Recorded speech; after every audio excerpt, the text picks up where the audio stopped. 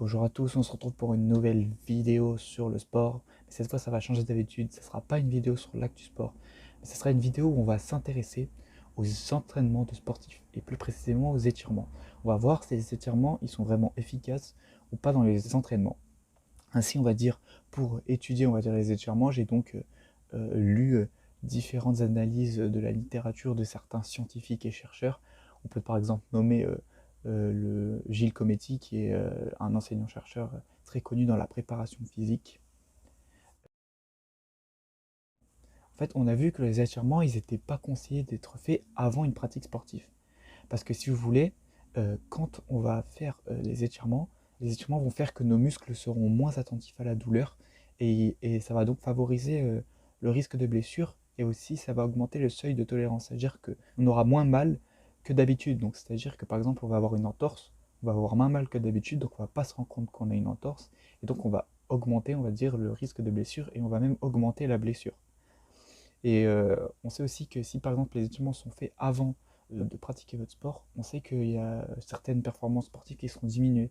Par exemple, on a vu sur un 100 mètres, la performance sera diminuée. Sur des exercices de répétition, nous ferons moins de répétitions. Puis il a aussi été prouvé par exemple sur des exercices de détente verticale que dans 50% des cas, eh ben, la hauteur elle diminue de 7,5%. Donc on peut dire que la pratique d'étirement elle est déconseillée avant un effort. Donc, pour les professionnels, par exemple pour un footballeur pro, il ne faut pas qu'ils fassent leur étirement avant un match, mais qu'ils le fassent un jour d'entraînement où ils vont faire leurs étirements. Un jour dédié à ça, quoi.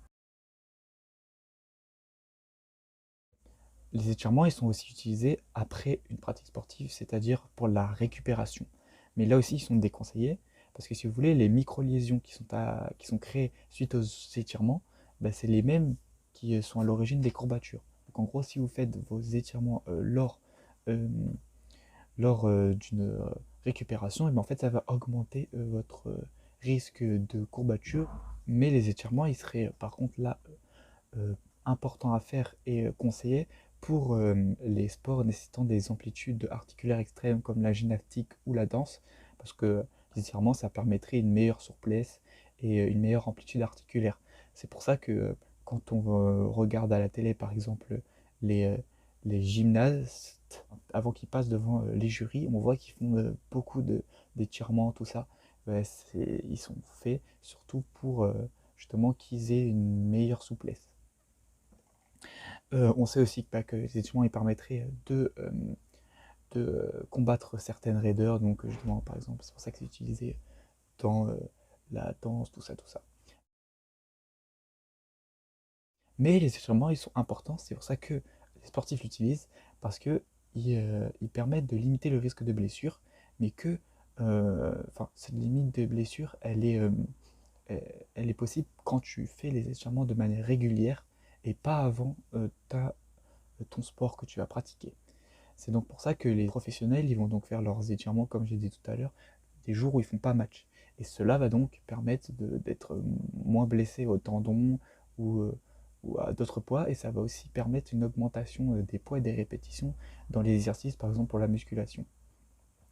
Et donc on peut conclure, entre guillemets, que les étirements, ils sont plus conseillés pour des personnes étant professionnelles dans le sport que pour des personnes étant amateurs qui pratiquent pas beaucoup le sport mais et qui, si on fait des étirements, il faut les faire des jours où on ne pratique pas notre pratique sportive, et, euh, mais qu'il serait par contre très, très utile dans les sports utilisant des amplitudes articulaires extrêmes comme la gymnastique ou la danse, et que aussi permettrait de limiter les risques de blessures.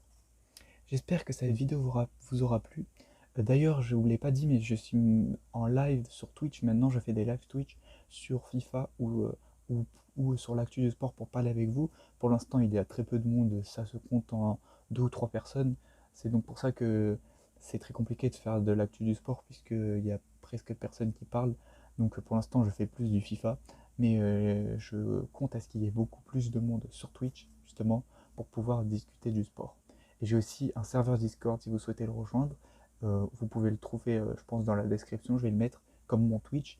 Où là aussi, je vais essayer de ramener un grand nombre euh, de gens qui aiment le sport et on va pouvoir discuter dessus sur le sport, sur des canaux, pardon. Il y a par exemple des canaux sur la Formule 1, le tennis, le foot, le basket, et puis je pourrais même rajouter d'autres sports. Donc pour ceux qui sont intéressés par ça, n'hésitez pas à les regarder. J'espère que cette vidéo qui change de vous aura plu. C'était Actu Sport France.